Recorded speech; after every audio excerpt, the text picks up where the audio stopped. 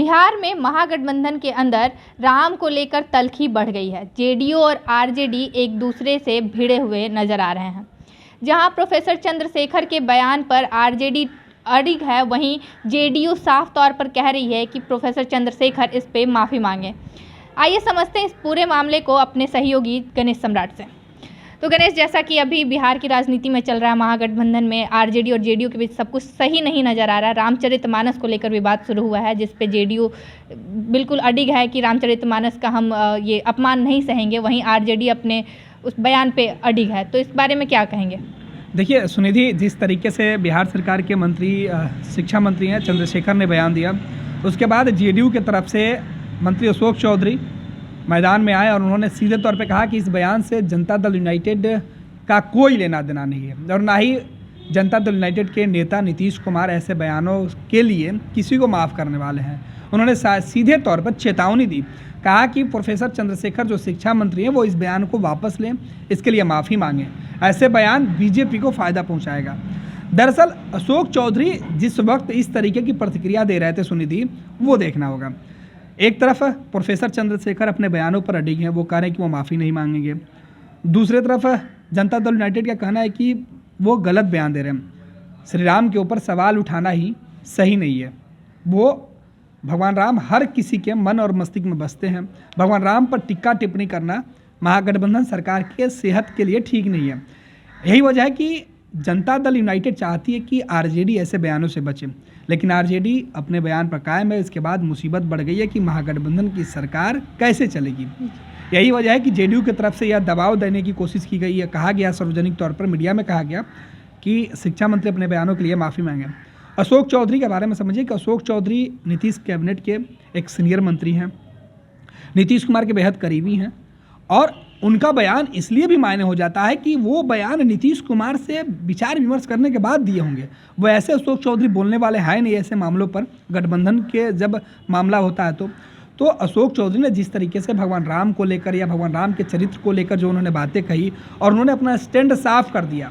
दरअसल जेडीयू को इस बात का जो संशय है वो पूरी तरीके से इस बात का अंदेशा है कि भगवान राम के ऊपर अगर बिहार में कोई भी सवाल उठाया जाएगा तो इसका नुकसान केवल मिलेगा, या देश के किसी भी हिस्से में अगर भगवान राम पर सवाल उठाया जाएगा तो इसका नुकसान होगा। क्योंकि भगवान राम के सहारे बीजेपी कई चुनाव जीत चुकी है। भगवान राम के नाम पर बीजेपी के पास एक बड़ा जो कह सकते हैं कि मुद्दा मिल जाएगा और वो मुद्दा भाजपा को इस बार मिल गया है।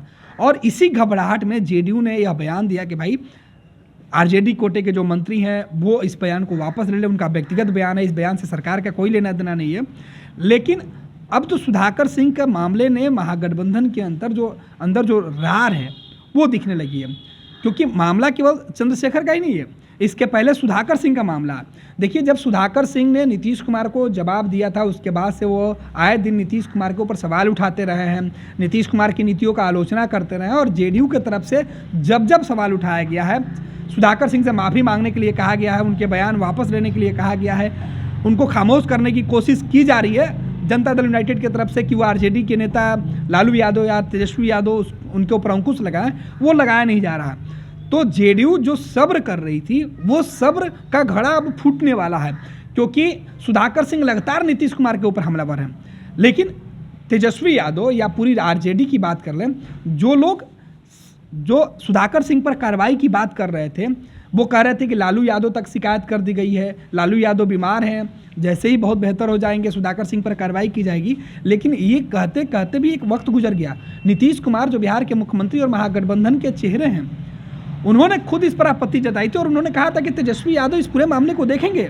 तेजस्वी यादव ने कहा कि यह बर्दाश्त नहीं किया जाएगा, इस पर कार्रवाई की जाएगी। लेकिन ये कार्रवाई कब होगी, ये सवाल उठने लगा कि आखिर सुधाकर सिंह पर कार्रवाई नहीं हुआ, तब तक चंद्रशेखर सामने आ गए और चंद्रशेखर पर भी कोई कार्रवाई नहीं हो रहा। और चंद्रशेखर भी सीधे तौर पर जो सुधाकर सिंह हैं उसी राह पे चल रहे हैं, यानी नीतीश को कोसने के काम या नीतीश कुमार की नीतियों से अलग चल रहे हैं। तो आखिर ये कब तक चलेगा? और जेडीयू इसको बर्दाश्त नहीं करेगी कमोबेश, और आरजेडी की तरफ से बस टाइम टेकिंग किया जा रहा है और इस बात की नाराजगी अब जेडीयू के अंदर दिख रही है। और इसी को लेके अशोक चौधरी ने चंद्रशेखर को लेके सीधे तौर पे बोला है कि नीतीश कुमार ऐसे बयानों से मतलब नहीं रखते हैं और तेजस्वी यादव को अब एक्शन लेना होगा। आखिर कब तक जेडीयू इंतजार करेगी यार? और इंतजार और कार्रवाई दोनों नहीं हो पा रहा है। जेडीयू के दो दूसरे नेता हैं वो भी सवाल उठाने लगे हैं। उपेंद्र कुशवाहा ने तो यहाँ तक कह दिया कि अब तो खरवास भी खत्म हो रहा है, अब कार्रवाई नहीं तो कब कार्रवाई होगा।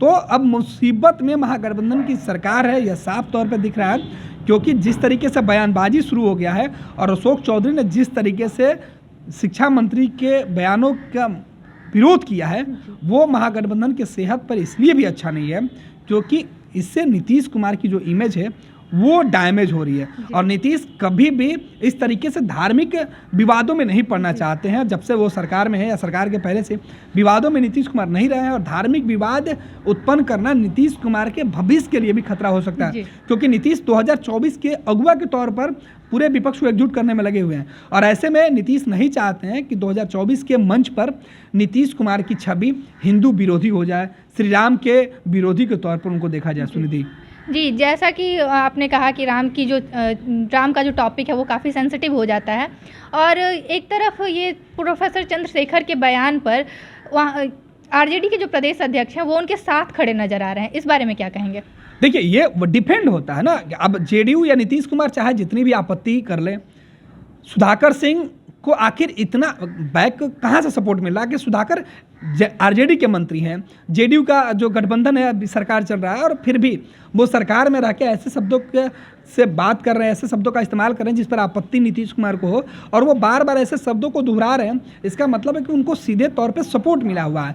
और जिस तरीके से शुक्रवार को प्रोफेसर चंद्रशेखर को जगदानंद सिंह ने कहा कि आप बिल्कुल सही हैं, आप अपने बयानों पर कायम रहिए, आपके साथ सरकार खड़ी है, पार्टी खड़ी है, तो ये मतलब बहुत होता है कि आखिर पार्टी चंद्रशेखर के साथ खड़ी है तो नीतीश कुमार के साथ खड़ी नहीं है। और ये बात जनता दल यूनाइटेड को नहीं बर्दाश्त होगा कि आप सुधाकर सिंह के साथ भी खड़े रहिए, चंद्रशेखर के साथ भी खड़े रहिए, और नीतीश कुमार को डैमेज करते रहिए। ये बात महागठबंधन की सेहत के लिए अच्छा नहीं, और यही बात है कि जेडीयू आपत्ति जता रही है सुधाकर के सहारे जो चंद्रशेखर है इनका, और अब चंद्रशेखर के साथ सुधाकर में भी कार्रवाई की जो मांग है वो उठने लगी, और जाहिर सी बात है कि जनता दल यूनाइटेड इसे इतने हल्के में नहीं लेने वाली है। सुनिधि जी, जैसा कि पहले सुधाकर थे जेडीयू के निशाने पे, अब प्रोफेसर चंद्रशेखर भी आ गए हैं जेडीयू के रडार पे।